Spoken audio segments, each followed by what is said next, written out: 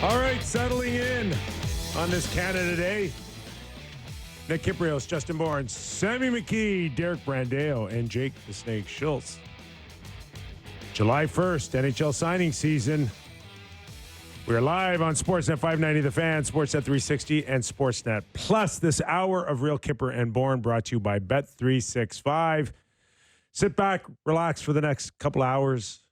Have a cold one or two. Pizzetta, EliteProspects.com. The news will continue to filter in. We will go through all of the names in the next 2 hours, so don't worry about it. We'll have some good conversations on what we like, what we don't like. Clearly, the biggest story of the last 24 hours, Sammy. Yeah. The official news that Mitch Marner was, in fact, signed and traded. Not often that we see this time of year, but it definitely happened the way we probably thought it was going to happen. Full credit to you for a non-insider. I think you nailed his exact contract and the trade. So, congrats there. Yeah. By the way, Pizzetta, 2 years times $787,000 for the Toronto Maple Leafs. My boy Pizzetta, my son.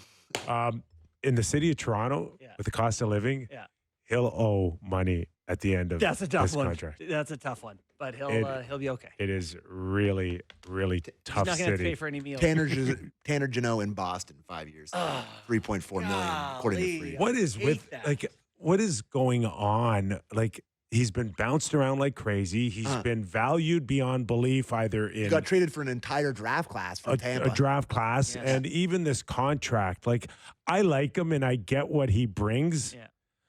But every time I watch this guy, it's like it's not a full meal value here. A little quieter than you would hope.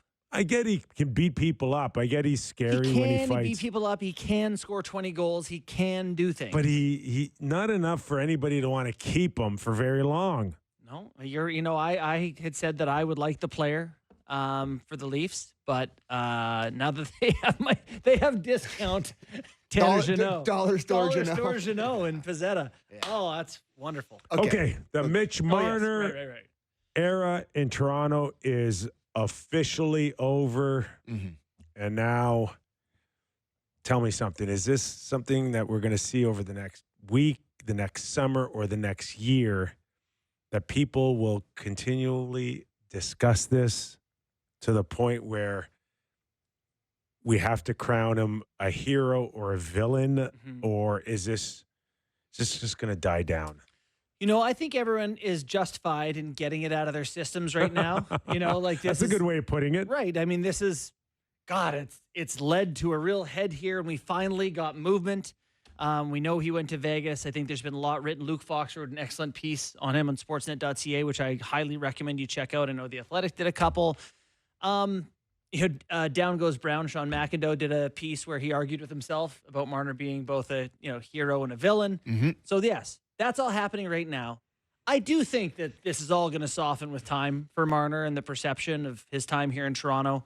I think a pretty good kid who probably took it pretty hard, and it goes two ways and all that. But I think once it works through this initial assessment, I think it'll be okay.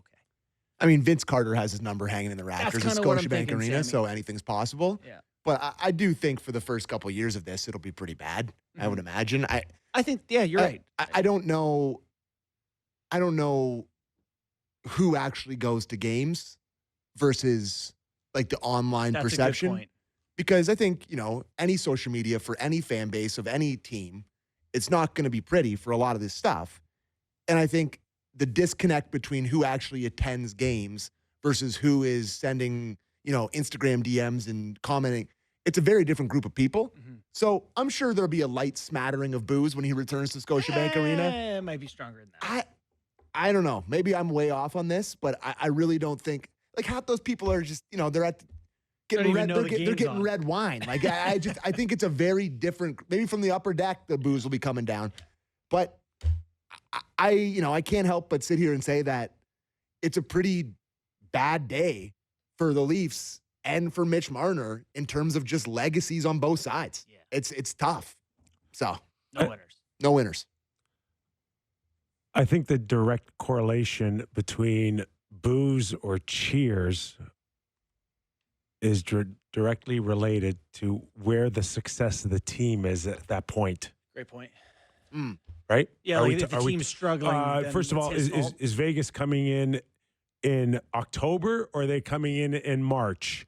Are the Leafs comfortably leading the Atlantic Division? Are they chasing a wild card spot? Where are the Leafs? Did they just win 4 in a row? Did they lose 4 in a row when he comes in? That, to me, will be the biggest telling tale of where they are reminded when Mitch Marner comes in town. And if he's part of the problem of what's happening in that present moment. But if the relationship with him and the reaction to him is that lightly affected by things like schedule, performance, whatever, I think that's a good thing long-term for Mitch. As things soften and you get away from it, if it is in the first year affected by how they're doing at that moment, I think long-term is a good thing. The Vince Carter thing is why I'm talking like this. Yeah. Mitch didn't come out and say F the city of Toronto or anything like that. He didn't want to be here, didn't want to play for the team. Carter's was really ugly. Carter's was uglier than this by a substantial amount. I can't remember. Just jog my memory. Well, he basically quit on it. He was like, I'm not going to dunk anymore. He was telling opposing players their plays, like on the inbounds. Like he was publicly quitting on the Toronto Raptors. Like I think Mitch didn't succeed, but he tried to succeed. Why is his... Well, why would he... Kyper, that's a great question, buddy. How much time you got? Why is his name up in the rafters? Because... a lot of people don't think it should be. I think because they won. The Toronto Raptors won, and it softened the blow of everything, and it was just kind of, you zoomed out, and you're like, oh, well, there was some good times with them, and the Carter effect, and like all these players, and. And teams want to celebrate their past because it ties... those fans to the franchise with nostalgia, right? It keeps people from this generation who grew up watching Mitch, a 19-year-old right now. 20 years from now, that guy's 39. He's telling people, you should have seen the plays this kid used to make, whatever. It'll get there for Mitch. It isn't there now, and I don't think it should be there now. It's going to be much like the Vince Carter thing, where there's going to be a certain faction of the fan base. And there was a ton of people who I argued with vehemently. Yeah, vehemently. I argued with them that there's no way it should come around. There's no way it should come around. But there's a huge portion of the fan base that said he had a huge effect on the Raptors, all that. And there's a big portion of the Toronto Maple Leafs fan base that still thinks that Marner this and Marner that. They shouldn't let him go, all that. And it'll just be one of these things that we discuss for the rest of our time. It's it's sports talk. That's what happens. And now it's Nick Waugh, baby. Well, I hope that kid also has, fans should not tie Nick Waugh to Mitch Marner at all. He's a player they acquired. There's nothing to do with Marner. You'll remember this 1-for-1 trade 20 years from now. Yeah, you will remember it because just for the sole purpose. Well, just that graphic. Yes, the graphic that they put out, the tough graphic. It's just. Would you have passed on that graphic? Well, Vegas put it out. Vegas is like, oh, here you go. This is, But it's a little different than Rantanen. Had we been sitting here saying Marner walked away for nothing, and then they went out and signed Nick Waugh. They're separate events to me. It was just like a way to acquire a guy. You think it was real important for Brad Treliving to not be known for the guy that let him walk out the door for absolutely nothing? Was that doesn't hurt. Part of the equation here? Well, whether you think it's for perception or not, he helped the team get better than getting nothing. So yeah, it helps him. Right now, I think people are looking at it through the lens of getting something for nothing, like having them. But I think as time goes on, and like you mentioned off the top there, Kyper, the way the teams play, and like as further down the line we get here, people's opinions change. Like, wow, they should have done it earlier. Their Leafs are bad now, blah, blah, blah. I'm not saying that's the case, but people are going to measure this trade against what happens like progressively as the Leafs get worse or get better, I think. I will say, since we sat here, my brother texted me, is Nick Waugh a good player? Is he better for Marner? Like, he doesn't, like, people don't know how this all shook out. He's just, it seems like a one-to-one. I like him a lot. He's I a, do. He's a playoff type player. I think he can contribute. I think he can play gets different 15 ways. goals a year, something like that. I think he had, I want to say 12 or 13 points or maybe 11 points in their playoff run when they won the Cup. He is a good player. He's a third-line center and actually a good one. He's good defensively. He's good. I will say he's a little bit like Steven Lorentz in that he's very big and does not get upset. Except for when he cross-checked. Who did he cross-check in the mouth in overtime? Oh, did he? I don't know. Against the Oilers I this just year. went back. Wasn't that him? I just went back and watched his fights in the NHL to date, and there are 3 of them, and none of them. Didn't he? Wasn't he the one that cross-checked Draisaitl in the mouth in overtime, or somebody got this past year? Yeah, he did. Was him. Yeah. And then we discussed if he should get suspended or not. That's He didn't right. get suspended. He got a fine. Oh, well, that's nice. Yeah, maybe he just demonstrates his frustration via stick. A few more violence. shots to maybe Florida if you get a crack at it again next spring. I'm in on that. Oh, So much again from the Marner conversations over the past years on, 12, 13, 13 and a half, 14. Then the rumors started about signing just a 2 or 3 or a 4-year deal. Much surprised to just hear how simple it was. 12 times 8. Yep. Rantanen. Yep. That's a piss off for me. For sure. After being, all these conversations in Toronto. Like, it's really, really frustrating that it's like immediately a respectable deal. Like, he's right where he should be in terms of value. He's going to outperform his value over the length of the time. It's going to look like a great contract. And if he signed that here, totally different. Isn't that maybe just a reflection of just how crazy like the media market is on particular stories once they're fixated? Because it was always the perception up there was always about the money for him, and he's greedy, and he's me and a few others accused of driving his price up, and then all of a sudden it's just like 12 times 8. Yeah, but he did it in the tax-free thing, right? Like, he wanted to go to a tax-free place. He went to a tax-free place, and he got $12 million, which is... But it wasn't 12.2. It wasn't 12.5. The equivalent of that here, as we've talked about. This is what's frustrating. It's like he's made $100 million or 70 or 80 or whatever it is, so now he can not grind for the 0.2 or 0.4, and he did it somewhere else where suddenly they're going to have flexibility to add and keep and things that people wanted here. So correct me if I'm wrong. Can I ask you, Kyper? Because there's that story out there that they made him a huge offer midway through this season, to make him the highest paid player in franchise history. Did that happen? Yes. Okay. Yeah. So, and I've also gone on record that said they could offer him $20 million a year and he won't stay. So that's probably what. That's part of why he's going to get booed. It was never about the money. Right. Yeah. But I mean, when you have to understand the perception from a fan base, Kip, when you get offered the largest contract in franchise history and you turn it down and you leave the first second you can. Yeah, well, listen, that's a tough pill somewhere else. First of all, Matthews is at 3.25, right? 13.25. 13. I'm sorry, 13.25. Yeah. So it was in that neighborhood, and I think they would have passed Matthews if they thought he'd legitimately consider it. Yeah. So I believe that it was out there for him here in Toronto to go there, but he needed a change. And did you guys read his statement today? I did, yeah. Yeah. What did you think of it? Well, I saw 2 things. I saw someone say if he had spoken like that once over his time here, he'd have been perceived a lot better. And then I saw someone else run it through a ChatGPT thing, which said 100% likelihood written by ChatGPT. So there was some skepticism. Yeah. It was a nice note, Kip. The sentiment was good. I tried my best, but it wasn't good enough. Yeah, he said the right things. Right? Why did he never say that after a playoff series, Kip? Yeah, it was well done on his part. Nobody did.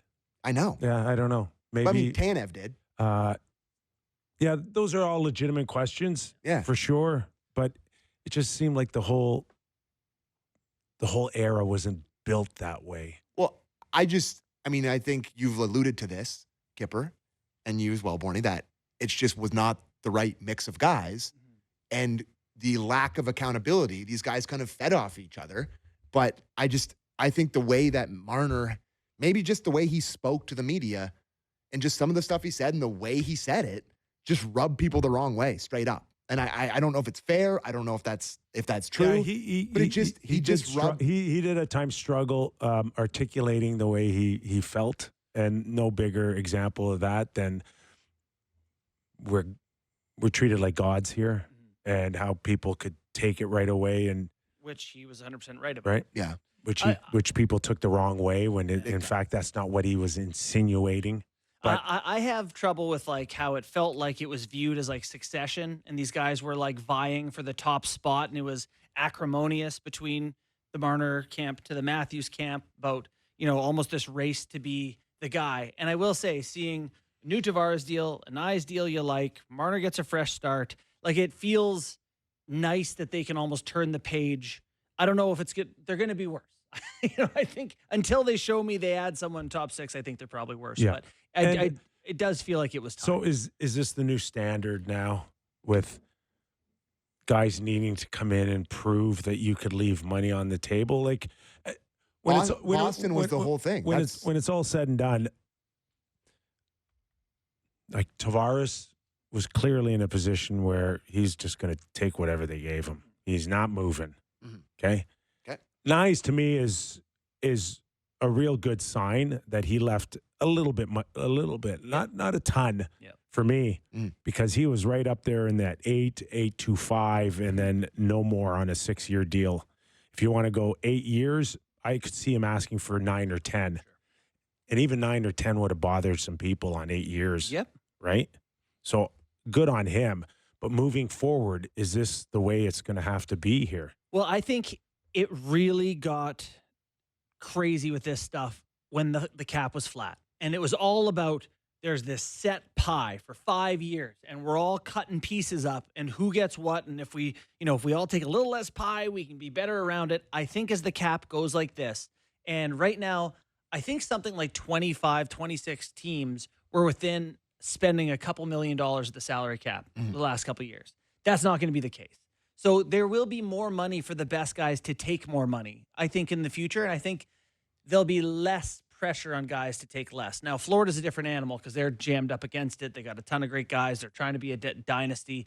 But I do think, Kip, that there will be less pressure on guys to sacrifice in the years ahead. So there was a lot of talk that if Marchand was going to leave Florida, there might have been a couple other teams that were knocking on the door with more money. We believe that the Leafs were in around $8 to $9 million for 4 years for Marchand. That's the feeling. Like a lot of people that I've talked to. A lot of money leaving the table. If they were going to give him 9, he took 5. Well, but he got 6 years. Yeah. Right. So which also, by the way, this contract should immediately land them in trouble. Goes to 43 years of age. When's the last time a 43-year-old forward played in the NHL? Yager limped his way around at 43. Is there another one since Gordie Howe? But Corey Perry's proving that he can knock on the door. Is Perry older than 40? I had to listen all. He'll be turning 41 this year, would he not? So he's 40. He just turned 40. Okay, so he's going to be under contract at 41. So how far is 41 to 43? Perry $5 million for 3 years right now? I have to say, I had to listen to how sketchy of a contract the Chris Tanev was one from every reporter. And that's a sketchy one. Let's keep an eye on that. And then Marchand, they're like, good job, Zito. What a wizard Zito is. For Marchand. That contract's illegal. Illegal. Not a chance they intend to play that out. Ilya Kovalchuk with the Devils style. Yeah. But if Marchand would have signed a much bigger, shorter term contract in Toronto, would it have been accepted, or would it have been, hold on for a second, why are we're glorifying these guys for taking less now, and this guy comes in and scoops it all up? But it's a major problem. It's a fair point. I didn't want it. I said it yesterday. Is he exempted because of the status as a Stanley Cup champion and a guy that they needed desperately to hold Austin Matthews' hand? I totally think that's a hypothetical you can't even play out. Yeah. Because it's, if that's what he did, he wouldn't be Brad Marchand. It would be shocking for a guy like him who's cared about winning so much to do that. And I'd have been like, well, this isn't good. That extra money, those savings is gone on a third liner. I wouldn't have loved that. So, boy, 43 years old. That's a joke. 5.25. That's an illegal contract. And every single reporter's like, Bill Zito, the wizard, at it again. It's like, hand it over, Jim Nill. Yeah, he's just like, I'll sign them all. I don't care. Give them 8 years. I don't care. I'll sign them all. God, I can't stand it. Drives me crazy. Good Zito. Thank you. So as we speak, the networks TSN and Sportsnet battling it out on free agent frenzy. What are we doing? Oh, God. We're doing. Hey, if you're here with us now, we're doing God the same thing you. they're doing, but it's just the three of us. We get to talk a lot more than their shows. We also get to just throw stuff at the wall. Like, it's, this is not reporting. We're just talking about it here. So okay. No, you go ahead. I was just kind of wrapping up the bow on Marner. And I guess we kind of talked about the legacy thing and how he'll be recepted or whatever. But, like, just how much of this situation, like, blame pie here on Mitch Marner's side of things and on the management in terms of the decisions that they made. Mm-hmm. Like, where do you see it here? Because I think there's a lot of blame to go around, and letting him walk out the door for Nick Waugh, who's a good player and whatever, but that being the return when, like, you see trade rumors that it could have been Rantanen or Shea Theodore or all these different guys. Like, did he want to be here for an extended period? Like, how long was this, not tampering, but how long did he have a foot out the door? Like, I'm having a tough time with the timelines here. Yeah, probably all season. But I don't think it's unusual for guys. Nobody wakes up a week before this or 2 weeks and goes, now is my time. And Tavares went through the same thing with the Island. And you know how I feel about that, is that, you used to be able to get away with bald-faced lying. Well, he didn't. He didn't get away with it. Oh, he definitely didn't get away with it. No, but he did. 9 years of his career. But he did get away with it up until it was announced.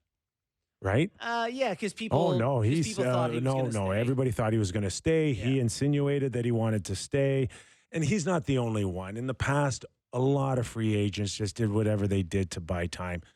Mitch never did that, though. He never did that. Well, absolutely, he did. He said he wanted to stay 100 times. No, he did not. Not during the season. Not during the season. The only thing they said, Darren Ferris went on record saying we're gonna play it out. We're going to go to July 1st. Yeah. So tea leaves, I had always said that, is there a chance he could change his mind? I'll give anybody the benefit of the doubt to change their mind in the last second. I really thought if there was a chance that they could go to a conference final or Stanley Cup final, and he had great success, that he could find a way to stay. But I also said on record, I told you guys, that if he signed for $13 million times 8 in February or March, and they lost like this again, where they were thoroughly embarrassed in 5 or 7, that guy can't leave the house. Yeah. After he just signed 13-8, and then where is he? Yeah. But if he doesn't take a full no move clause or whatever, you could potentially get traded out of here or whatever. But it would have been more. I guess it ended up being the same thing. I guess kind of, but I don't know. Because I think. The great sliding door moments for me, and I know we're going back here, but I mean, everybody's watching the other show anyway. So, but the summer where Dubas left, and there was that week after they got put out bitterly in 5 games against the Florida Panthers, and there was the week there, which was one of the wilder weeks ever when when Dubas comes out and does that press conference, is like, I got to look out what's best for my family, and Shanahan fires them, does the press conference. Brad Treliving comes in, and all within that 2-week stretch or 3-week stretch, that was the last opportunity to move Marner without a full no-move clause. Yeah. And for Brad Treliving to come in here and be like, it's a fresh set of eyes. That stretch right there for me was the turning point. Like, don't you think Dubas probably would have tried to trade him at that point? Yes, I do. Yeah, I do. Like Kyper, I mean, I don't know. I could be talking out of my you-know-what. Yeah, I think they had valued what he brought, and this was a team that was still doubling and tripling down, and they could not trade their best two-way forward. Yeah. They just couldn't. So then a lot of it was Shanahan's, like his dream to keep all 4 together and have that plan work. I'm trying to look for answers here. Why he never got traded. I think so. I think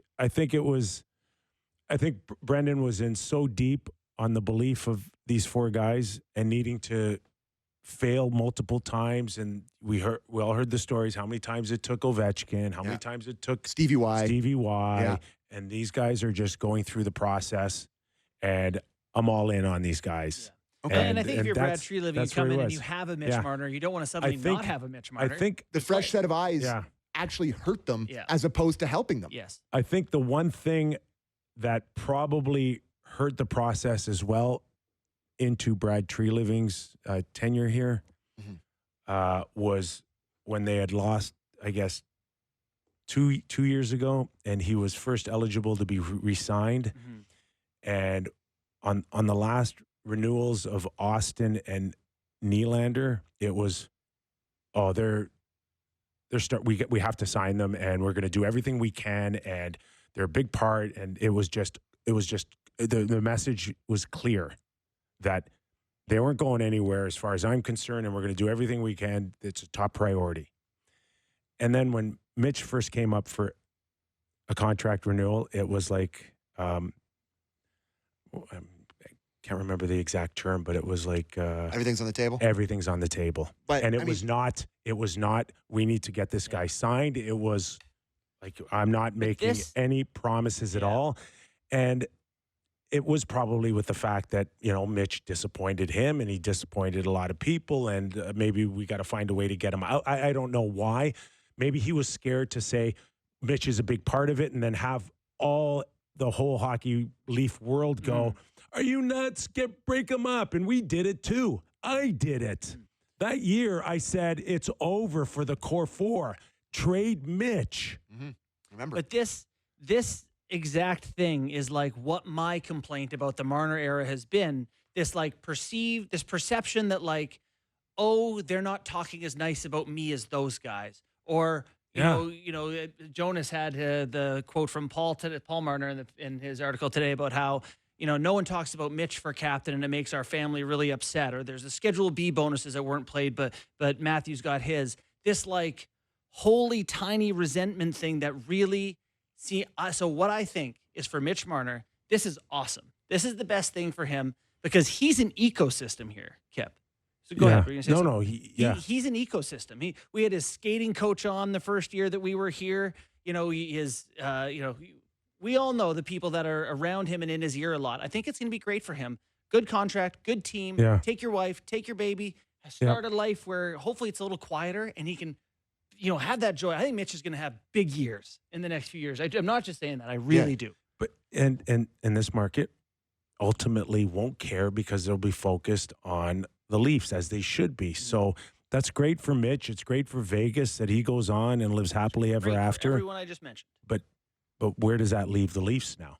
Well, they need to figure out how to spend this money, and that's it's going to be hard to get better. What money? I'm not sure there's how much money is out there and where is it going? Well, you haven't had Matias Maccelli making 3.4 and Nick Waugh making 3, like guys that are behind the core four who make any money. That hasn't been a thing that they've been able to do. So, but I mean, just to use what happened today as an example, boys, think about, Brock Boeser goes back to the Canucks after like publicly his general manager who signed the contract being like, we couldn't get anything for him at the deadline. And it's like, we like basically drove him out of town, and they end up re-signing him. It's like Leafs management never said anything close to that bad about Mitch Marner. And it's like this slighted feeling. It's like if Brock Boeser can re-sign in Vancouver after what they said about it, Mitch could re-sign here. Yeah, I don't blame him for not wanting to, by the way. But yes, he could have. It's not even it's not apples to apples. Well, it's a comparable situation. No, it's not, because Brock didn't feel like it was unsafe to leave his house. Mitch did, guys. Okay? Garbage thrown over his house, golf balls thrown, needing police some nights after the playoffs, death threats. Come on.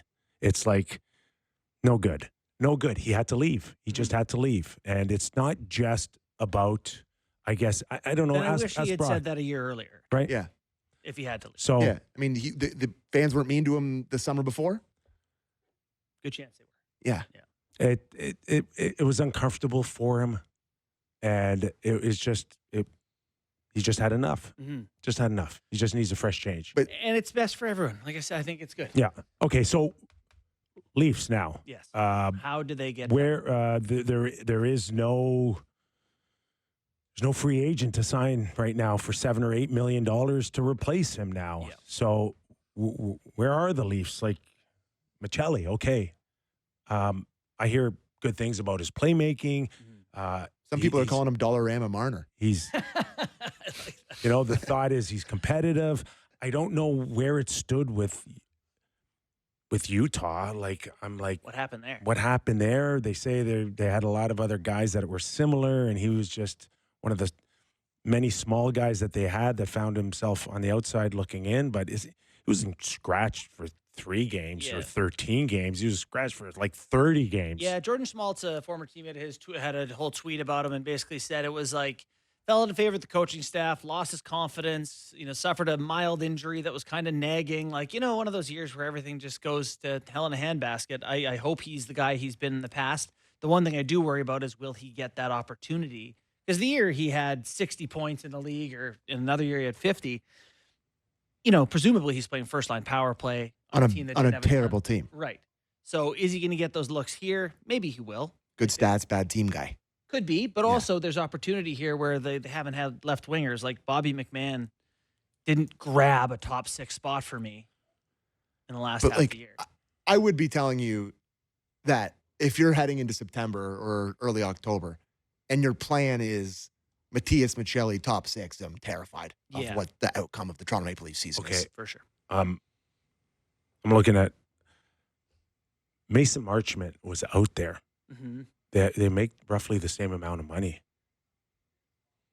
Why wouldn't 1.2 different? Why wouldn't you go get Marchment? Yeah. That would have been way better. Why? Were they trying to? Please tell me they were. I hope so. Yeah. Please tell me that when you thought of his availability, you pictured him playing against the Florida Panthers. Mm. Yeah, I think you have to, at some point, you have to have talent on your team. I said on the show, I've been worried about they're getting a lot of bottom 6 guys and not a whole lot of talent in with Mitch out the door. At least he's someone who can make a play or two. But I get your point that it's like, I still want. I want playmaking. They need a hurdle. Right? They need someone like that. Yeah, and I'd gladly give him a chance to prove his playmaking ability because he's got shooters in Tavares, Nylander, and Matthews. Mm-hmm. And Mitch is the one that fed them, all of them, at some point, either the power play or on a 5-on-5 or a 6-on-5 when they needed a goal. Okay? That guy's gone now. So who's picking up those pieces, and what is that power play going to look like without Mitch Marner? Get ready for Morgan Riley, Tom. I do think that's maybe the most interesting question here is, are they going to address that? Like, are they going to say, hey, we need another guy at the top of the power play? The Marner or the Riley experiment, you just can't do it again anymore. You can't do it anymore. We've seen maybe them Oliver Ekman-Larsson again. They try that again. Doesn't sound like he's going anywhere soon. Riley's not. No. Yeah. But I just don't think he can run your top unit. I would bet that they've had conversations with him and his representation on possibly moving, but the sense that I get is like, no shot. I wouldn't say no shot. I'd say not right now. Yeah. Like, they also just had a kid. They also recently married. Like, it's a tough time to be like, yeah, wherever you want, just fire me around. Yeah. It's, so you almost got to put him back on right now. On the power play is the top guy. It was Marner. He's gone. Yeah. Who's left? No. It is him. Or Oliver Ekman-Larsson. Yeah. That's your option if you want to do that, but I'm not sure they do want to do that. We should maybe take a break and reset. All right. We're back. 2 hours today. Still plenty of meat on the bone on our Leaf Hour edition of the Real Kyper and Bourne Show. Don't go away. To the Real Kyper and Bourne Show, Leaf Hour edition. July 1st, NHL signing season. I don't know. I didn't look at my computer during the break. I was just watching you eat a chocolate. Anything happening? I'm just looking up Michael Pezzetta's hockeyfights.com page. So, can I tell you why? Yeah. I like that he likes to fight. Ryan Reeves got here at the end of his fighting career, he didn't want to fight anymore. He didn't want to fight anymore. He was done. So he's still under contract. Yeah, he is. So we assume that they're just going to bury him in the Marlies all season long. Pizzetta comes in and well, I wonder if there's a team that wants him. Reeves. Can he play? play? Reeves to play anywhere. Can he play every day? Who? Pizzetta or Reeves? Yeah, Pizzetta. Pizzetta can play every day. Every day. Yeah. But he couldn't in Montreal? Fourth line. I don't know. I think it's a preference thing. If it depends what you want to do. But the Leafs have the nicest guys on the earth on their team. And this is my thing with Pizzetta. It's just like, you've played against guys. You've been that guy.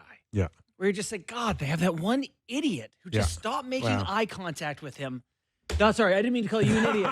I didn't mean to call you an idiot. I mean, that one guy who's like. I wish I had more of an idiot reputation. Maybe I would have even had more room. Right. But that's what I mean. Like, there's like, God, don't look at him because he's going to say something. He's going to punch you in the mouth. His eyes are going to cross. His mouth is going to foam. It's going to be. Like, what did he fight? 9 times last year? The year before it was 9 times. Like, he's not a perfect player. He doesn't win every fight. I'm just saying, I've been dying for the Leafs to have someone who wants to be that guy. Does that mean no room for a Tanev? Does it mean that Tanner Jeannot is thought out there? That type of player is no longer needed. He's on the Bruins. No, I know that. I know that. But that type of player, are you seeking out another type of player like that? Or is it just enough now that – and let's give some love to Steve Lorentz as well, who signed a 3-year deal. Yes. At 1.35, if I'm not mistaken. Yeah, the exact Ryan Reeves contract. I think if you want to lump in Tavares and Nyes possibly leaving a little money on the table, this guy did too.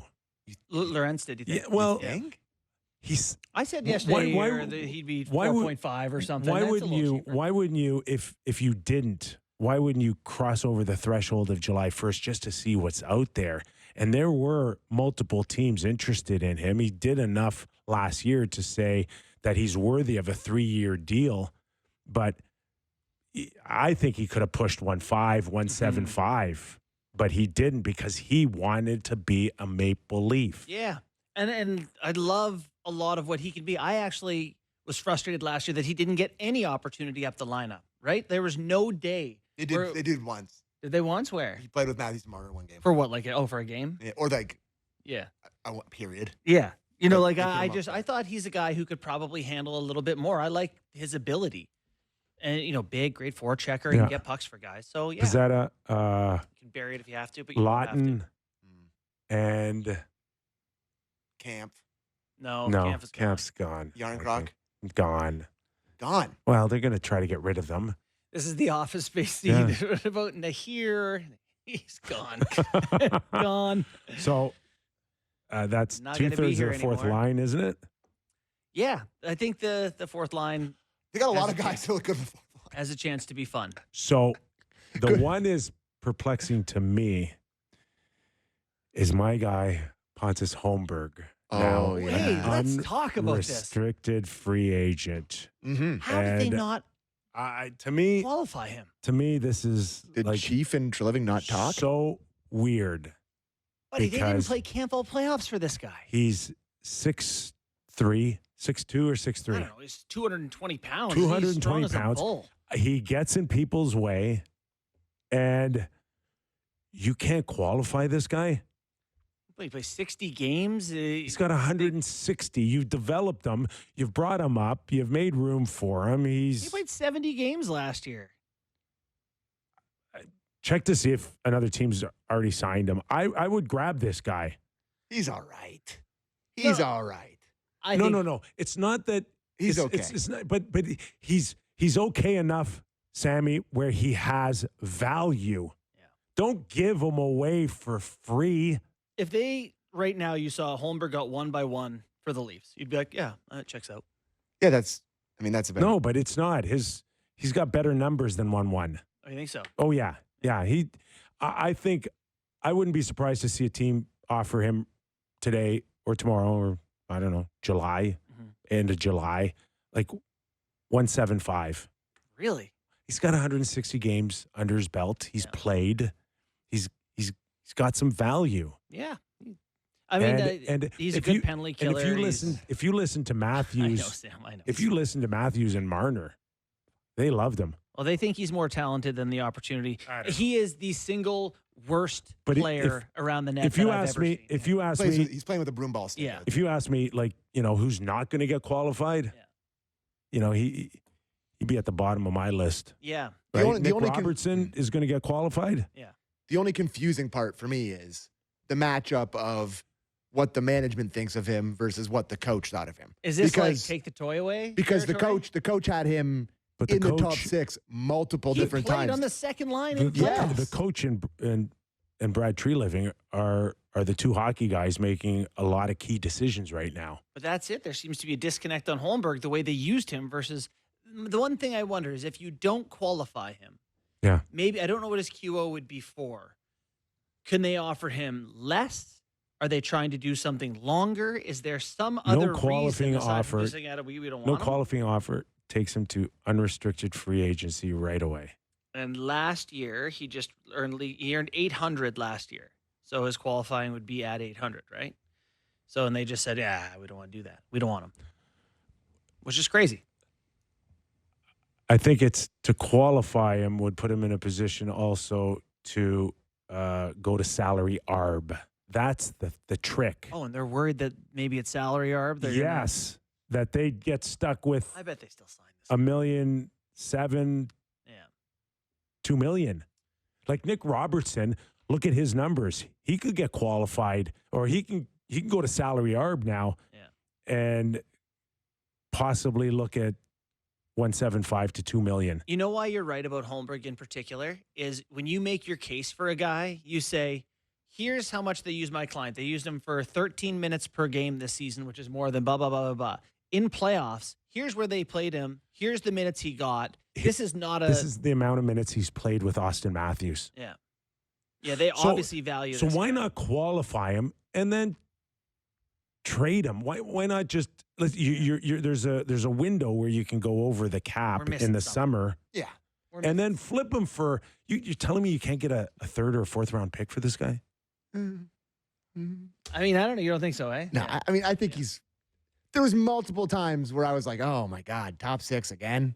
Like he's playing with a broom ball stick. Like he doesn't really make plays. Scored worse. My whole point is 19 playoff games. They've got no assets. Played 19 games for the Leafs in the playoffs. Never scored a goal. Like they got no assets. They got no draft picks.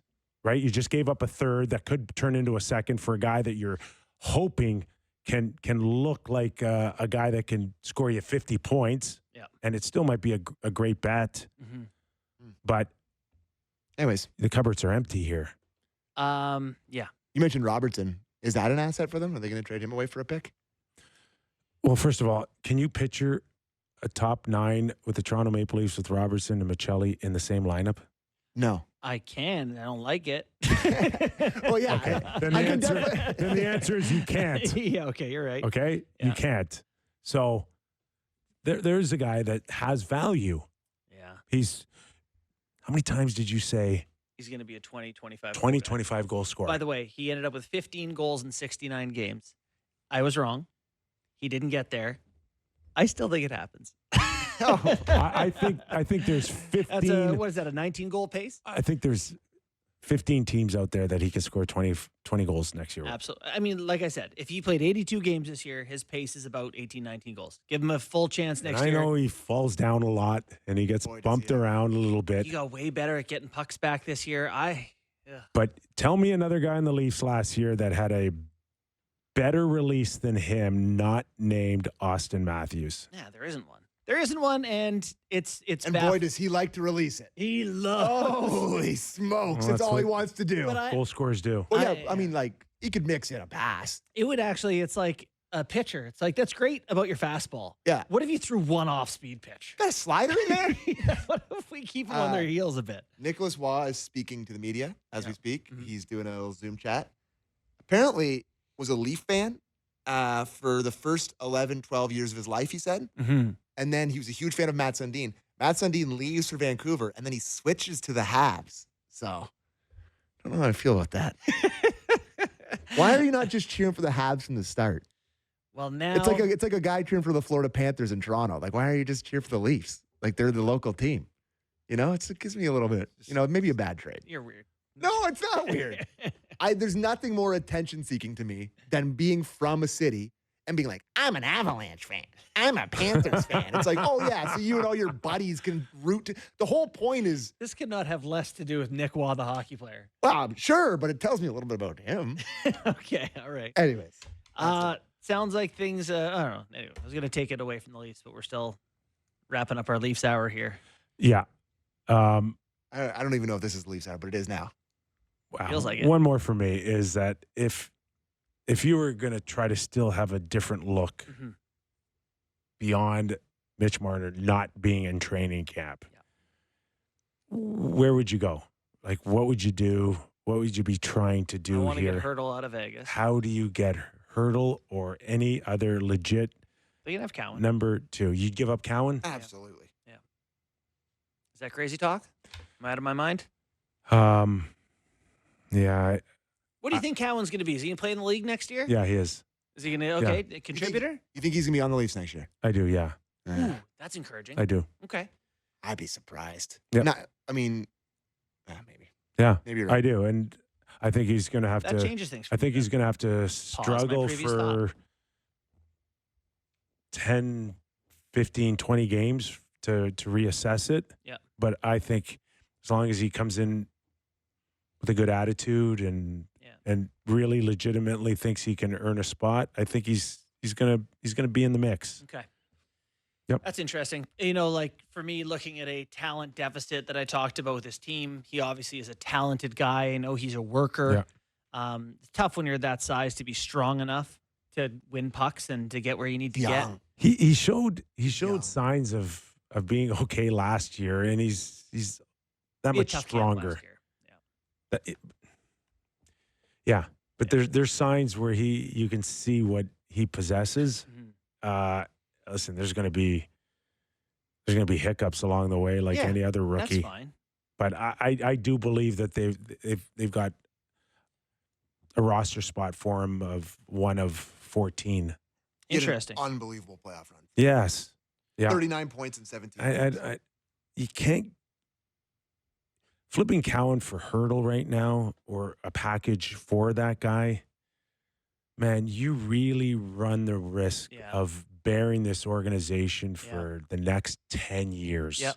No, it's a good point, Kip. And, maybe you have to look at some other way to make that happen. And maybe Ben Danford. Well, anything else that catches your eye out there, Vegas? Unfortunately, they do like the big fish, as you know, in Vegas. Yeah, but Vegas isn't in a position to be like, we'll trade one of our better centers for a prospect. Yeah, that's not really how they move. True. So it would be another probably a team that's worse that's looking to get a good young player. William Karlsson, you mentioned in the past, is he good enough? Not for Cowan. No. Oh no, not for Cowan, but just for somebody. If you have to say, okay, we don't want to give you Cowan, so can we go down to Karlsson? You need someone. It's interesting. They are kind of strong at center, but they don't have a good enough 2C for me because Matthews obviously great 1C, but then Tavares, Waugh, and Lawton are all nice centermen, but they're all 3Cs. Yeah, or at least they didn't even play Lawton at center when he was. Does lightning hit Nick Waugh turns into a 25 goal scorer and a 55-point guy? If you play him between Tavares and Nylander, can you do that? Or between Nylander and Maccelli or something like that, maybe? Yeah, good defensive conscience for those boys. Yeah. Anyways. So it's not impossible. Very comfortable with Joseph Wall and Stolarz again next year? Yep. I am, yeah. You? No. Oh, boy. But we got tomorrow to talk about that. Whoa. On our Leaf Hour. Whoa. Edition. Go get Elvis Merzlikins. I'm kidding. I believe they call that a tease. All right. We got another hour to go here as we continue free agent frenzy July 1st on this wonderful Canada Day. Oh, yeah, happy Canada Day, guys. An hour later, you wish me a happy Canada Day? What's just wrong with you? Forgot. Big Canada Day for Canada in the wake of all the U.S. hullabaloo. We go into our second hour on the Real Kyper and Bourne Show. Do not go away. Elliotte Friedman will join us next.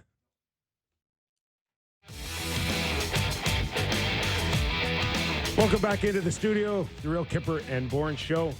Nick Kypreos, Justin Bourne, Sam McKee, Derek Brandale, Jake Schultz. Another hour. As a reminder, this hour, Real Kyper and Bourne, brought to you by Bet365 as we continue on free agent frenzy or fizzle. Which one? I would say lots is happening. It's not necessarily that the free agent signing are a big deal, but people are moving teams. For a hockey fan, regardless of big names or not, it's kind of fun. You're off all day. You're hanging out. You got a cold drink. You're in and out of your room. Either you're watching it on your patio, perhaps, or in your living room. So what? The big names, they're not there. But who doesn't want to see the nibbling around the edges? Well, and also like K'Andre Miller. Probably going to go to Carolina from the New York Rangers. Has it not been announced? It hasn't. It's not official. Apparently, they're quibbling over draft pick. Carolina has 2 firsts next year, and sounds like they're trying to figure out what's going on with that exactly. You know what my favorite Canada Day memory of July 1st is? Being at a cottage, and back when I didn't have to work on Canada Day, and the Leafs signed John Tavares, and I was like, I got to turn on Sportsnet. And I turned on Sportsnet. I was so excited. And it was Mac and Kyper just went, this is a horrible sign. No, I did not. That's BS. This signing sucks. This idiot. This idiot doesn't know. That is BS. We did mention the fact that they still had to sign Matthews and Marner and what that perhaps could do. Which is true. To the contracts. But just to your point about the names today, the fizzle, the last, here, I'll read off what they have listed on sportsnet.ca, the last ones. Parker Weatherspoon, $2 million, 2 years, Is $1 he million. a boxer? In Pittsburgh. Sounds like it. Kyler Yamamoto, re-signing in Utah. David Riddick in New York Islanders. All right, let's skim over to some good ones, Nick Sam. How about Bukestad. that? But this is the last 5 or 6 that have happened. Yeah, well, other people exist. There's actually good names sprinkled in here. Kaskanen. They got friends and family. Buddy, there's real names sprinkled in here. You're being a jerk. Connor Brown signed 4 years, $3 million a year to New Jersey. Gavrikov 7 times 7 to the New York Rangers. I was just listing the most. Corey Perry, Los Angeles. I was just giving the breaking news. the most low. Big names. The LA Kings now. Names. With the signing of Corey Perry, the LA Kings have guaranteed a Stanley Cup final loss. That's nice. Right? That's good. Really good. Leafs would take it. What? Really, Corey? What? Just chasing it, pal. I know, but like, what would the offer have been in Edmonton? Would it have been that much worse? I do know, like, why? I don't know. LA, how many years of from all now? teams. How many years from now? You're gonna see a picture on a hockey card or up, and you're gonna go, when did he play there? Bingo. Kings. And that's the team. I see Rick Tocchet, and I'm like, Boston Bruins? Yeah. No, someone fudged that. I don't think he ever played in Boston. And it's like, yeah, he did. It's so funny because at the end of their respective careers, Ryan Getzlaf, it was like, is he going to go chase another cup? Is he going to go somewhere? And he just ducked right his way to the end, stayed a duck. And Corey Perry was like, I'll go play for everyone. I don't care. I am a mercenary looking for another Stanley But to Cup. his credit, though, he's been awesome. He plays like it's life or death, which you want. How many almost scored 20 late goals 30 guys you get that just kind of mail it in? Yeah. Yeah. Mail it in. But I think he became part of that team, a pretty huge part of that team. He 19 goals this year. He was part of that. 19. A huge part of that run. Yeah. Big number. And it's like to go to the Kings, who are like Direct rivals. who the team you're leaving absolutely owns. I don't know. Like, he's like, I got to stick it to them because they wouldn't give me an extra $1 million at the end of my career. 10 goals. Maybe he just wants to go Maybe back it to was live in California. fair, And, if that's the pretty good case. Team. But like, really? I am curious to see the numbers. Do we have the numbers on Perry deal I yet? think it's 3.5 with incentives. Oh, wow. So what's the That's base That's a lot of money. salary? Hold on. Because it's either scoring individual. No, they can't do scoring individual. These are all just games played bonuses, are they not? Is I there don't not think you can do points? that. No? I don't know. Okay. I forget now. And then CBA. If you do individual points. It is fascinating that I think he showed that he's worth money. He scored 10 goals on a playoff run to the Stanley Cup final. How do you look at that guy and say you're worth $1 million when you're giving everyone else real money? So he earned a little bit more money. Go to LA and do your thing. Yeah. I mean, talk about an unpopular guy in LA. It's like you go from Anaheim where you're like a blood rival forever, and then you go from Edmonton, who eliminated them in 2 straight years with him there. Yeah. And then you go sign there. Just a weird one to me. There was strong speculation that Edmonton was willing to make Brock Boeser an offer, and I don't know where that came into going back to Vancouver and ultimately getting this deal done on 7 years. But you know, with Bouchard now signed at $42 million over 4 years, start there, JB, in terms of what you thought of the contract, and where does Edmonton go from here? The Bouchard contract? Yeah. I really like it in terms of dollars and cents, but I think the only negative for the Oilers here is that they only got 4 years. He's now going to be UFA at 29 years old, 28, 29 years old. You know, and for him, he has that flexibility, but the cap is going to go up, and he'll have that chance to kind of reload at that point. And I just think he's going to put up a lot of points over the next few years and could cost him a lot of money. But they got a good player, great player, top guy at a very reasonable price, in my opinion.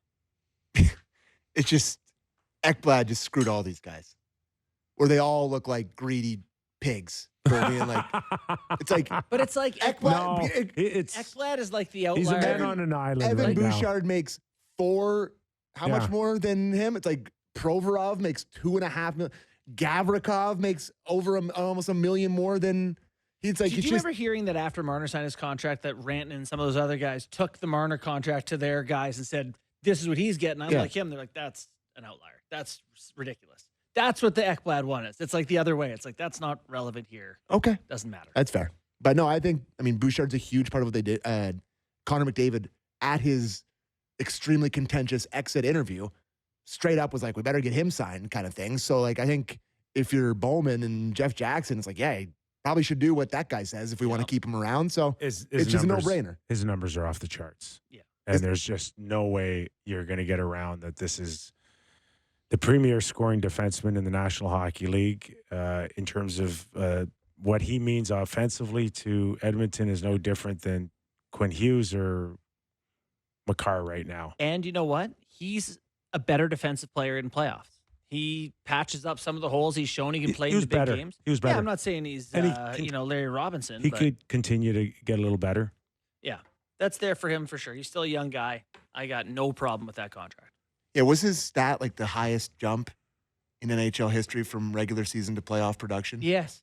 Like, maybe not number one, but like in the top five all time. So playoff performer, hard to find those guys. He hammers the puck, great on the power play. But it is curious to see what Edmonton's going to do here. Arvidsson out. What were you going to say? And Bouchard? Nope. Victor Arvidsson out. Corey Perry out. Connor Brown out. As of 2 hours ago. Yeah. Oilers and Connor McDavid officially in the window where they could announce a new contract at any time.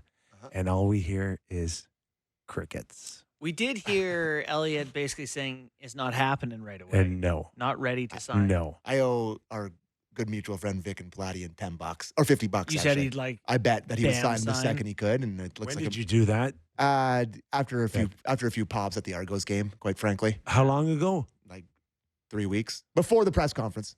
So give me that at least. That's what's called the happiness hedge. Sam didn't want him to sign, so he said, "At least I'll make the $10 if he does." No, it's $50.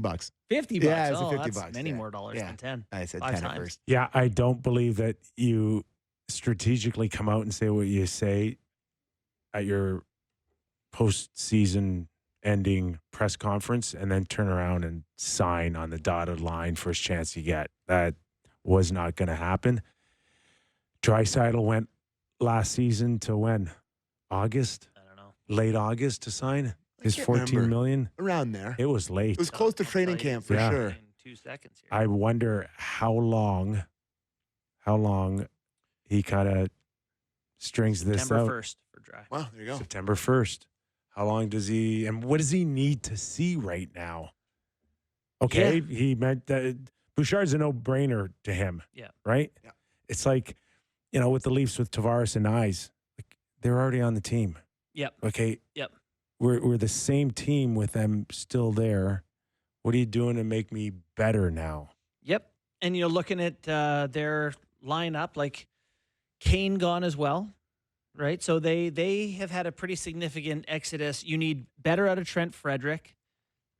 Podkolzin, can he do it? Can Matthew Savoy be a player? Like, I don't think these are enough to keep McDavid happy. I heard Adam Henrique's name mentioned today as someone they could create some cap space if they traded him. That's an option. They re-signed Kapanen, but yeah, they need help up front here. They need another guy. And with capital G. Like, quite frankly, I think McDavid's earned the right to see what they do this offseason. Yeah. He's totally. given them 10 unbelievable hockey seasons. Like, what was his first year, right? 2015 was his rookie season? Yeah, might be. Right around there. Yeah. I mean, if I'm him, I'm like, yeah, I would like to see some significant changes here. Yeah, for sure. Like maybe a goalie. Maybe a goalie. Yeah. A goalie. A goalie would A help. goalie. And John Gibson goes to Detroit. I thought he was a lock for Edmonton. So I got here rather early. Mm-hmm. Good for And, you. Both you guys beat me here today. That's a bad luck for a producer. Your work was done. Our network went live on their NHL show at 11:30 Eastern. Mm-hmm. I think TSN's went Started at yesterday. Yeah, TSN went at 6:30 this morning. But I did catch a small snippet of TSN's show, and Kevin Weeks from ESPN was on the panel, and he mentioned the name Carter Hart as a possibility of teams being interested in him. And, of course, he preferenced to knowing what's going on, in the courts, and no idea where that ends up. It's still up in the air on if these guys are found guilty or not. And he basically stipulated that. But he said that there might be teams having some interest there. And, boy, I think the link is with the Edmonton Oilers.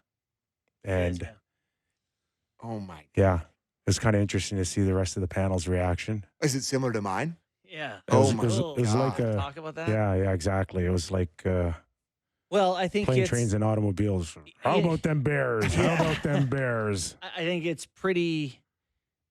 Let's just assume, and I don't know, but if they are acquitted, and if this guy is let off scot-free here, it comes down to a moral question, because we've all heard what took place. You've read depositions. You've heard. Yeah. Yeah. So it's high profile. It's high profile. So even if they get off in terms of the legal system, you have to make a judgment call on what you believe. Is this the person you want? I know. Yeah. I know. And we've had these type of conversations to different degrees, of course. But Stan Bowman found his way back in Joel Quenneville, and we know where historically that scenario sits with the Chicago Blackhawks. The Oilers themselves got Evander Kane under questionable. Corey Perry coming off came out of the Chicago thing. Like, the Oilers have been like. So, yeah. It's where does this one stand? And, if you are one of the players that if you're acquitted in the eyes of the law, do you want your job back? Do you want to? They all would, right? I mean, this is. Where does the league stand on that? Yeah, Will there be discipline league-wide? Do you have to come to believe that they have changed as people, or do people just say, maybe some other team wants to do that, but our team's not doing that? It's just hard. We don't want people like that. They're still in the process of coming up with a decision. It's just a hard thing to bring and you're up. right, Sam. You're absolutely right. You can't even have this conversation. You can't go there, although people are going. I can't. Well, that's the only reason we're but let's talking just about see where they stand when it's all said and done in the eyes of the courts. Yep. Crazy if they did that. Canucks, Demko, and Boeser. Garland and Boeser. And Demko. $25.5 million on an extension for Thatcher Demko on a 3-year deal. Where's the? I don't know. Is this a good deal or not? I mean, when you factor in, it didn't cost them 6 or 7 years to commit for Vancouver. I don't mind it at 3 years. I really don't. No, and I think that says a lot about what people think about his health, though. If he was halfway predicted to be healthy, he's a guy you'd want to lock up for 6 years, twice the term, at a pretty reasonable hit for a guy who I believe is one of the 5-10 best goalies in the NHL. So what was the number for him? 8.5. 8.5? Yeah, so he made 25.5. So they're paying $13 million for 2 goalies next year. Well, that's why, and with Shilov's waiting in the wings. Yeah. So that's an interesting one to see what they want to do. It is a lot, but if you don't have it, if you don't have it up the middle or on the wings or on the blue line, it's okay for a short window of time. The Canucks seem trapped right now. They don't know what they are or what they want to be. What do they have on the cap, by the way? Where's all their commitment? We know Pettersson's there. Pettersson's 11.6. Besser's now 7.25. DeBrusk's 5.5. Evander Kane's. They got a ton of room then. Evander Kane's 5. Connor Garland's 4.9. It's not like they're sitting on 3 guys making $10 million. No, but Kip, I keep saying names that are big numbers. Garland 5. Heedle 4.5. They just signed Josh Garland. Was over 3. They just signed Garland for 6 years, $6 million. Yeah, that starts next year. He's still got another. What do they have Quinn left? Hughes, almost 8. What do they have open? In cap space? Yeah. $1.4 million. Dude. But they have 21 players on the roster already. So that's tight. That tight. Because they got Hronek making 7.2, Hughes making 7.8, Yeah. Pettersson's making 5.5. No, it's the blue line. Heedle. You probably Tyler Myers at 3 feels high. Yeah, Heedle's 4.4. I wonder what he's going to do for you. So anyway, they got guys who are making money. All right. But doesn't it feel like they're caught? They're not good enough to win a cup. They're not that close. But it's also a market you have to keep engaged. Got to be competitive. That's been a huge complaint of a lot of Canucks fans is that they're just trying to be like relevant. Get in the playoffs. Get in the playoffs, get some extra gates. We want to we're trying to make that's our whole thing, as opposed to actually stripping it down. Can I tell you this is the biggest myth in sports right now is the idea that certain markets won't bear losing. Yeah. Like Montreal, who's been losing for years or whatever. Yeah. They're smart fans. They know that something is waiting on the other side of that. The Leafs bottomed out for a moment. I think they're poised to challenge for Stanley Cup in 3 or 4 years. The Canucks? Yeah, no, Montreal. Oh, Montreal. Yeah, Montreal's Montreal. doing all sorts of good things. This and they're going to flip. trade was great. They'll flip. They'll take a lot of these prospects and picks and flip them. And not to mention, Kip, they have big deals that'll drop off their salary cap in 2 years. Gallagher's got a year or 2 years left. Anderson has 2 years left. Those Anderson guys still has 2 years left. Know. But between those two guys, it's $13 million, Sam. Wow. 13 mil for those two guys. So they're going to suddenly drop off. The cap's going up, and all of a sudden, a lot of these guys, if they keep building around them, their D is so good. Dobson, Gooley, Hudson, Carrier, Matheson. They traded for that Bolduc today from St. Louis. They just need top-end talent. They don't have enough top-end talent at forward right now. Suzuki, we really love him. I think he's a top 30 center in the league. Did you get all of your state tax talk out of the way, or did you want to revisit Florida? Can I just PSA to Leaf fans and PSA for myself? I can't believe for 1 second that my big idiot self let myself, convince myself that Brad Marchand would leave the Florida Panthers to sign with the Toronto Maple Leafs. That's a thing that I actually was that's definitely going to happen. That's definitely a thing that's going to happen. Why did I convince myself? Because no one, including Ekblad 2 weeks ago, ever saw him play 24 minutes in the Stanley Cup playoffs and be one of their best defensemen and win a second consecutive Stanley Cup and play the best hockey of his career in the prime of his career, take a 30% discount off of the salary he was earning before. So Ekblad's to blame. It was crazy. It's crazy that a guy goes and wins his second cup and plays the way he plays and goes from $7.5 million to $6.1. Whoever saw that? Yeah, and that allows the room. That's Marchand staying. Great. It is. Did anybody see that coming? If Ekblad takes his value, they can't afford Marchand. No, of course not. And then he's a Leaf or he's in Utah. Yeah. making 8.5 sheets. That's why. Don't blame you. Well, no, I blame mean, like, Ekblad. I am blaming Ekblad for a ton of things. Like, I mean, it's just fraud, maybe one of them. I don't know. Like, what the hell? What? I can't. I really got my hopes up. Yeah. There was so much smoke about it. I really thought it was going to happen. Which feels very dumb. The other thing I will say to you, and I've heard this from multiple people around top players and a lot of them through their accounting departments, is that this state tax thing is still very, very kind of open-ended, that it's not cut and dry, that teams like in Florida will get all their money state tax free, okay? Because what has happened over large portions of the last few years is that when players leave town and they go play in California, California wants state tax that day. Yeah. If they're in there for a day and a half, 2 days, they want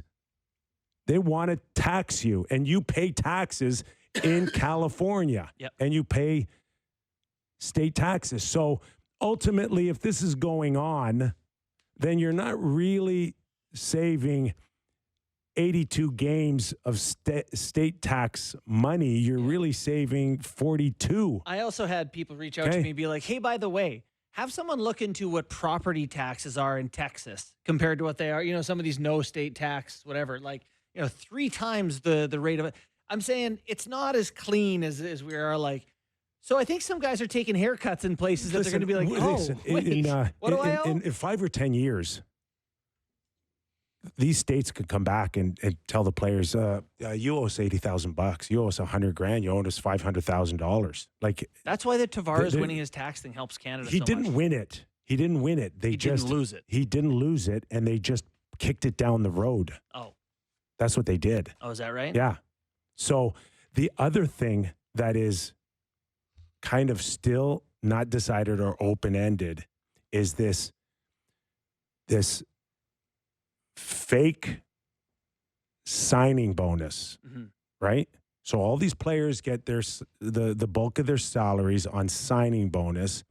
So you pay no state tax on signing bonus. A much lower percentage, I think, yeah. But a true signing bonus, according to, possibly the government or the state, is that when you sign it, it is yours, regardless of service provided. That means it is that incentive, you can an inducement to sign the deal. Thank you. You can sign it and quit tomorrow, and it's your bonus. Money. It's your money. That is a signing bonus. What's happening in the NHL is they're hiding a signing bonus that's tied into your ability to provide a service. Guys get a year for signing bonus on their 6-year contract. It's like, what? not state tax free. It is part of your salary that you're just hiding. Zach Galifianakis. And that you could turn around and ask for tax dollars on it. Yeah. So no advantage is what you're trying to tell me. All I'm saying is, Sammy, while you're kicking and screaming, well, let's see where this whole state tax thing ends up in what he's saying is that there may may be some consequences come home to roost for these guys. Yeah, so they're going to rescind the cups? No, they're not. Like, are they going to rescind the cups over this time where it's been clear advantage? Yeah. Like, I mean, look at their cap sheet. It's a joke. It's a joke. 25%. And you know what happens every single one of their guys is under $2 million under what they should be making. If you look at it. It's roughly a 25% average on contracts right now for some teams. 25%. Yeah, those guys are not getting that money back. When the cap goes up, that percentage of 25 turns into 27, 30, 35. If it's a $150 million cap in 10 years or 15 years and nothing changes. Ugh. That was a real contract derailment. I will say this. It's an issue. Let me just revisit this. It's an issue.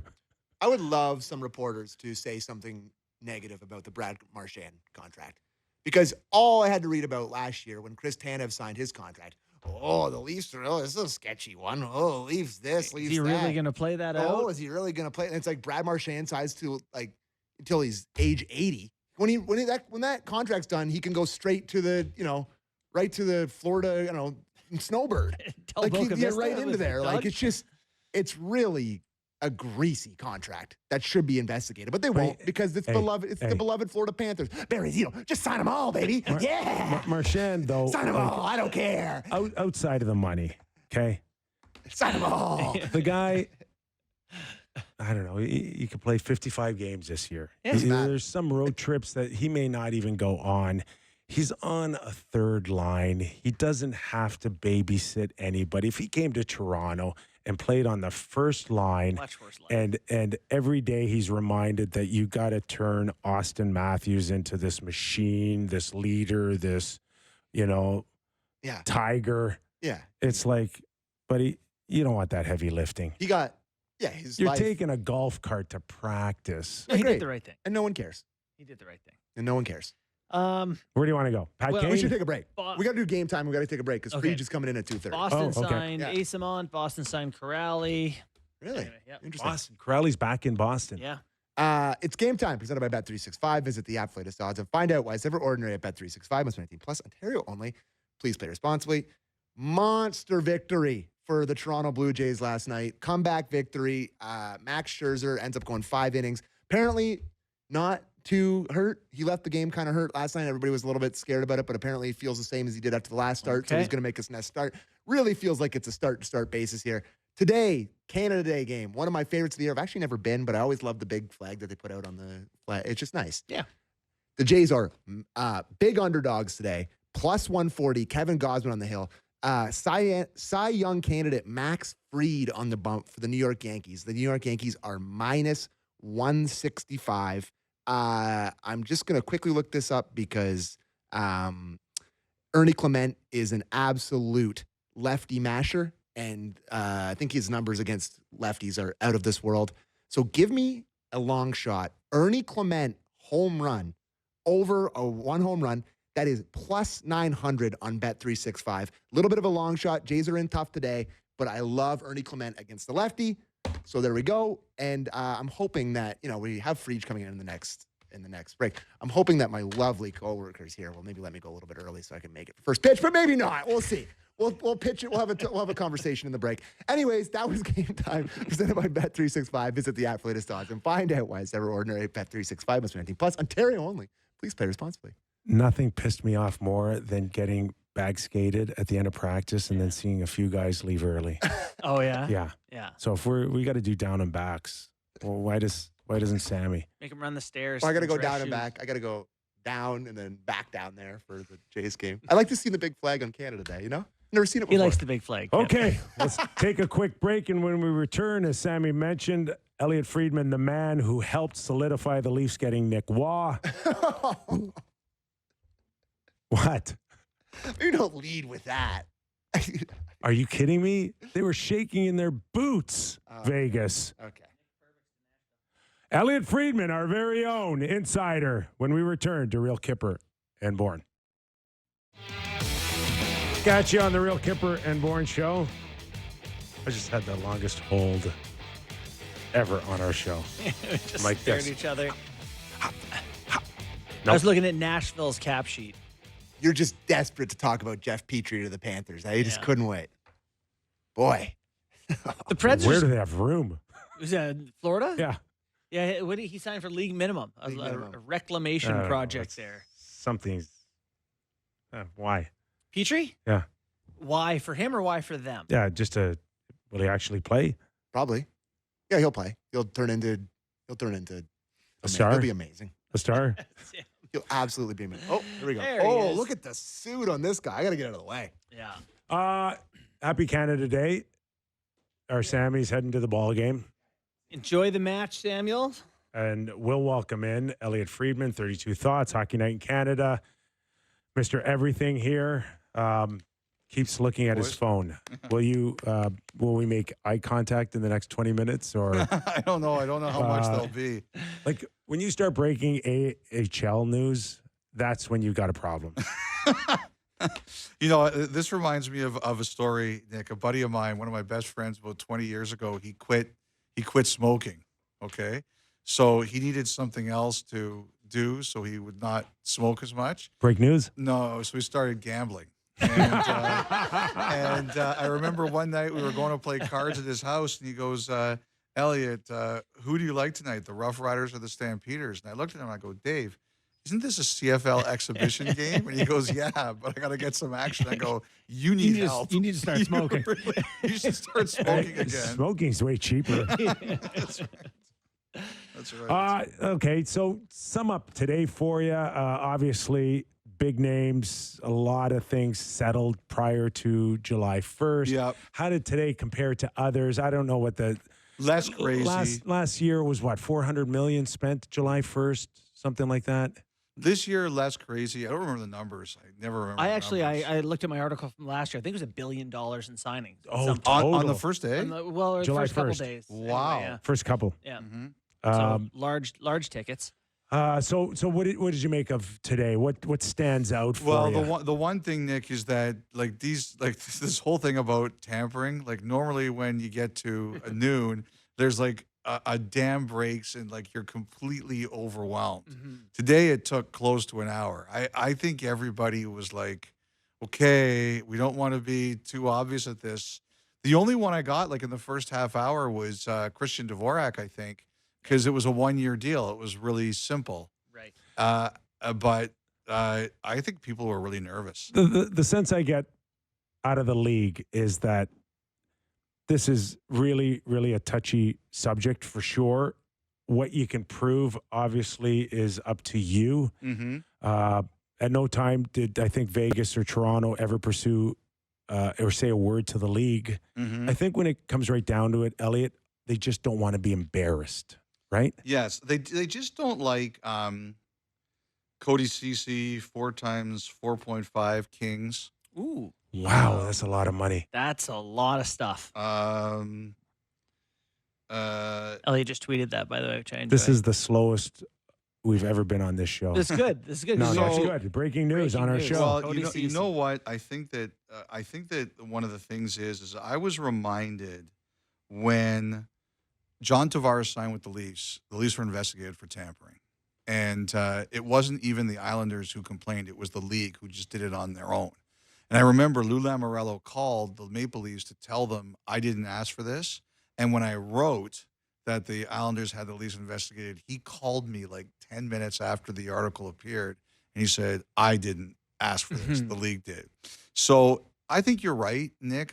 But I will say this, like there are people out there who think that the league wants this to stop. And if they catch you, they'll hammer you. They have the only ones that could really have any type of smoking gun for me is the agents. And they have no control over the agents. And we know, Elliotte, that the deals get done and talked about well prior to July 1st. There's just no way that over the course of decades now that stuff just hasn't happened. They have their conversations. What are you looking for? What do you have? What is it going to take? Like, they can't stop that. No, they can't stop it, but Brian Dumoulin, 3 times 4 million Kings. Also. So the Kings just signed 12 million. So that replaces 9 million Gavrikov and a third of their D. Yeah. Yeah. So they're now Doughty, Anderson, Edmondson, Clark. You know, who are the two? Ceci and Dumoulin. Ceci and Dumoulin. Yes. Sorry. And they've been rumored to be threatening an offer sheet at Bowen Byram today. So we'll see if that's going anywhere, any place. That has to make anytime Buffalo trade Byram. Like it's like to me, it's very clear that the player wants to go, and because what you can do is you can sign him to a 1-year offer sheet, and Buffalo can't trade him for a year. Yeah. So it puts you in a really bad spot. Like this whole Keandre Miller thing with the Rangers. So what I think Carolina did was I think when Carolina talked to talked to Edmonton about Rantanen around the deadline, they asked for Bouchard. Okay. And I think the reason Bouchard got done so quick was because the Oilers knew that Carolina was thinking of an offer sheet with Bouchard. Mm-hmm. And so now I think what they did with Bouchard signed, I think they moved on to Keandre Miller. And so I think the Rangers made the deal. They're trading Miller to Carolina. I don't know if there's any players involved. I think it could be the offer sheet compensation in return. Oh, really? Like I think do the offer sheet deal. that's kind Miller of what's needs going a new on. deal. Here. Yes. Yeah, that's kind of what's going on here. I don't know what the extension is going to be for Miller, but I think what's going on is whatever the offer sheet compensation was, that's going to be a key part of the return to the Rangers. He's 25 years old, 6'5", 210. So Elliotte, what kind of number would a team be looking at for Byram?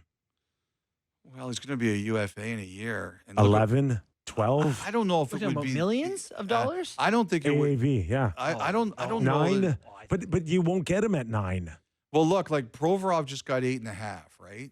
So Byram's up there. It'll be Well, he gets points, right? Yeah. it'll be Sebastian Aho all over again. It'll Points be Montreal thinking that they went high enough, Mhm.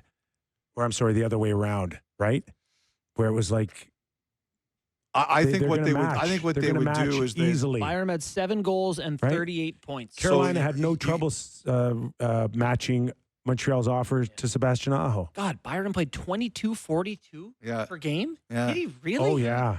Yeah, and he's a confident guy. You He believes in himself. You only put an offer sheet on when you really think that the other Buffalo's not going to match it. Right. It's the only reason why you want I to do understand it. going up that, but I don't think Buffalo wants to pay him $9 million either. Like, they're already paying Power and Darlene, God knows how much per year. So at $9 million, isn't it a first, second, and a third, Elliotte? I have to double check. I don't have the thing in front of me. Do you have the compensation? But I heard with Byram they were thinking about doing a 1-year offer sheet. That whoever was thinking of doing it, they were talking about potential because if you sign an offer sheet, you can't be traded for a year, right? So $9 million is a first, a second, and a third. yeah, Okay, Above 9.3 though, it goes to that's 2 not- first, that's- a second, and a third. that's Yeah. not Which no helping one's doing. Buffalo. No. A first, a second, and a third, right? No. they need. There's more value in him being traded. When you look at all the offers they had for Peterka, I think a lot of it was we don't want futures. We want to compete now. So they're not interested. So it's clear like there's a pressure play being put here on the Sabres, no question. Is this about it. so? Even though UFA, today free agent frenzy, whatever. I actually found this a more compelling, more exciting last 24, 48 hours because I feel like Yesterday was crazy. trades are freed up. Like, I don't know what it would be usually around this time of year, but that aspect feels like it's like more players are changing teams than past years. Well, and I would say aside from the Florida guys, yes. Yeah. I mean, they're all back together. But yeah, I mean, the thing is, like, this is the right year to be a free agent. Mm-hmm. Like, there's lots of money out there. And the other thing, guys, is that there's only one team that's tearing it down. Is that Like, Pittsburgh? Pittsburgh. Like the rest of them, they're all trying to get better. Like guys are saying there's not enough players out there for what everybody wants to do. What do you make of George Larocque's tweet about Sidney Crosby? So this is my theory on this. I think there are people around Sid, like some of his friends, who would really love to see him go somewhere else. Mm-hmm. But I'll say this: what one guy said to me, and I think this is someone who really knows. Whenever something like that happens, he doesn't like it. Mm-hmm. He doesn't like it at all. I just think that the Penguins are going to have to live with this until they get better. Mm-hmm. As long as they're struggling like this, there are going to be people like in Crosby's world who are going to be saying to him, "Why don't you go play somewhere else?" Yeah. Like, and you know what? I think this too. Like, he played so great at the Four Nations. You know how good he's going to be at the Olympics. Whenever he plays great at a big event like that, the cries are only going to get louder. It is interesting, just to see how Lemieux crossed for 1 year with Crosby, and at the tail end of Crosby, Gavin McKenna seems like someone who's almost in that tier of player. Yes. Be curious to see if they're able to pull it off yet again. I am now more in the belief that Sidney Crosby will be traded. Do you think so? I do, yeah. What, I do. Like this upcoming season? Yes. Like there's no chance, like, I don't know, some suggested that maybe something could happen, just around the draft or just after the draft. First of all, that would never happen because the Penguins have to sell tickets. Yep. Trading him now would shut that right down and turn off a market beyond belief. But I do believe that come next year, if he's still feeling it and If they're bad, and they're really bad, then the likelihood that he gets traded after the Olympics, I think, grows. After the Olympics. Yes. So, Sid, this is his last year of this deal, or is it the first of his new 2-year deal? This is the first of his Yes. 2-year deal. 8-7 this year and next. Okay. And I think that's when we'll start really. I think there's a chance it could heat up. Yeah. I don't know if he's going to get traded or not, but if there is, that's the window that you trade Sidney Crosby is after the Olympics. With another year on his deal. Yes. I've wondered about that, Nick. I completely agree with you. The only one thing that people argue with me about is that he's such a creature of habit. Do you want to trade him in season? Mm-hmm. Drew Ann to the Islanders, 2 years. 2 times 4. 2 times 4? Yes. Okay. Okay, talent. Put a bow on Mitch Marner. What are your thoughts either for Vegas or the Leafs, Elliotte? Well, I think it's a great hockey fit for Vegas. Like when I watched them last year, I thought they were really thin on the wing, and he immediately changes all of that. I thought he'd sign a 4-year deal, but I heard he was kind of like, this was a lot to go through. I think I'm happy to put this away for 8 years. You know what? I think, first of all, I think it needed to happen. It was time.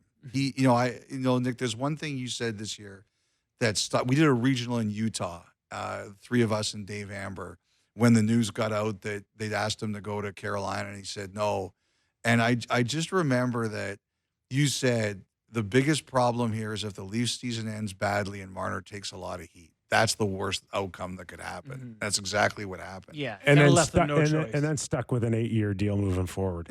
And I just think that it's the right thing for both sides. I think it's a shame in the sense that Marner should have finished his career as the best Toronto-born Maple Leaf and one of the best Leafs ever. But I think that in the long run, this is the right thing for him and the team. It's a shame. I think it's a shame. Yeah. So, just quickly on Vegas, you think they still got to unload the Rasmus Anderson link? They want Anderson really bad, and they've got room for him. They got to move a centerman. Vegas, like if they get him, they'll do it. Like apparently they called Carlson, Barbashev, and Hurdle and said, "Don't believe the rumors. You're staying." Really? Yes, that's what I heard. That's what. So then that just I don't know who you move to make room for Rasmus Anderson at that point. I have to look at all the math. You can go 10% over in the summer. Yeah. It's like Florida. Everyone's saying Florida's got to move somebody. Tkachuk still has to figure out what his treatment's going to be. You can go 10% over in the summer. Somebody always gets hurt. Yeah. Anderson doesn't have a big number now. It's only it's not. You're saying for this year he'd be for this year. I think they could do it. That's interesting. But the problem is they haven't been able to make the deal. If Nick Hague would have signed in Calgary, I think this deal got done, but he went to Nashville. Yeah. Was there a sense that Vegas was a little nervous about people accusing them of tampering? I don't think they were nervous, but what I think is that, like I said, Nick, that there are guys telling me that they feel that the league wants to make an example out of someone. Mm-hmm. And I'll say this, after we talked about that on the weekend, there were some people who said to me, there's a few situations I think that's why I think it took so long for the Moose to come out today, because everybody was like, they're going to go at somebody. Yeah. Interesting. Oh, man. What was the fine? $5 million? Up to $5 million. I don't see a world where an owner's stroking a check for $5 million. I'll say there was a funny. I was texting someone about this yesterday, and they sent me. I said, "We'll see if they're serious or they're toothless." And someone sent me a picture. A guy sent me a picture of a person with no teeth. So I was like, I had to write that, and someone said, "So why did you write that? Now you're just baiting them." Yeah. Well, we'll see if anything comes of that. Maybe they'll grow some teeth after that. Skip around Canada a little bit. Yeah. Okay. Where do you want to go? Well, Vancouver made 3 of the bigger signings, I would argue, keeping Demko, Boeser, Pius Suter still out there, but also Connor Garland. Yeah, the Boeser one blew us away. Last week, I don't think anybody saw that. You think they can get a first rounder for him now at the trade deadline? That's pretty funny. I don't think they have to worry about that for a long time. Boeser, it was interesting about Boeser, when I was figuring out where he was going to go, and obviously I didn't see Vancouver coming. But everybody was saying, like, he's the only guy who's not afraid of going to, like, Edmonton or Winnipeg or anything like that. So, I mean, that's, it's such a huge year for Vancouver next year because of the whole Hughes thing. It's really interesting that they got that whole band together. Like Garland, those are his guys, right? Now they got to win. They got to take care of business. Earlier in the day, you mentioned that Nick Ehlers wasn't going to happen today, and that's I don't think so. Yeah. There's a real strong sense that he didn't want to end his career in Winnipeg. He didn't want to come to Toronto either, and been linked to Carolina. Yep. Carolina's tried to trade for him twice, at least. But I'll say this: like, a few people told me that they think Washington's going to make a big pitch for him. Like, they really, really want him. And I had some people tell me today that LA is trying to get him. I think there's some other teams, like Columbus has been there. The one thing I'd heard is that he might take less money to win. Like, it's been talked about that he could get 9.5 on the open market. Yeah. I've heard if that doesn't happen, we'll understand why, because of where he goes. But he's the big guy remaining. And I heard Washington, I heard Carolina, but today someone was saying to me, no, it's LA. I mean, LA's signing so many guys, I don't know where they have the room for it all. Yeah. But someone did say LA made a big pitch today. Edmonton Oilers not going to sign McDavid immediately, but they did have a lot of guys on the exit, I guess, this year, or they lose about 3 or 4 forwards. Yeah, Arvidsson. Yeah, Arvidsson, Connor Brown. Perry. And I had heard rumors about Henrique, and somebody told me that I think we're at the limit of guys in Edmonton who would waive. Okay. So right now they're not sure they're going to be able to get anyone else to waive. So what are they going to do to get better? That's a good question. Yeah. You question. Anticipate trade-wise, it might have to be trades. Yeah. You anticipate McDavid going as late as Leon did to sign his contract in September? I think it's possible. Does that mean you just have to sit by your phone every day? Pretty much. July and August? Pretty much, yeah. I mean, like, but the thing is, there's a bunch of those. There's Kaprizov. Like, the Wild seem really confident about Kaprizov. Eichel. Like, I got to think signing Marner, Eichel knew exactly what was going on. Kaprizov, to me, is more interesting. Yeah, I bet a bit more. Do you? Yes. Yeah. To me, that Kaprizov speaks volumes that there was no contract announcement today. Now, Guerin you don't think Guerin is really confident. Oh, listen, I'm not saying it's not going to happen. I'm not telling you I have knowledge, but what seems to be the problem? They said themselves they're going to months ago. Truck up. Yeah. Months ago. So why don't you splash July 1st with a brand new contract with your franchise player? Yeah, I suppose that's up to Nick, one of the things, and you know this, is that I wonder if some of these guys don't want to be the one to go first. Yeah, see, as soon as McDavid signs for 17, all of a sudden not so bad for someone to say, well, I want 14. Yeah, I think there's something to that. Like, I do think, I wouldn't be surprised if the biggest number is Kaprizov's. Really? Yeah, I don't think that, because I mean, let's take McDavid out of the equation. Yeah. McDavid should get 20%. Like, I don't think but his history is not to do that. Yeah. I am curious to see what number Kaprizov is going to come up with. I think that could be a big, big number. Like, if you look around sports, we have to get used to this. Like what Shea Gilgeous-Alexander signed for today. For $70 million today. $70 million per year for 4 years. $285 total million. And on a 4-year deal. Ekblad wins the Stanley Cup and takes a pay cut. What is wrong with our game? So we're going to see some players signing for numbers that make your jaw drop, I think. Elliotte, great job today as always, man, leading the charge at great Sportsnet. Stuff for the team, pal. Guys, have a great summer, guys. Is this your last No, one? we got Friday. Okay. Well, have a great summer, Go get some rest. Everybody get some rest. We're back tomorrow on the Real Kyper and Bourne Show. Thanks for watching. Thanks for listening.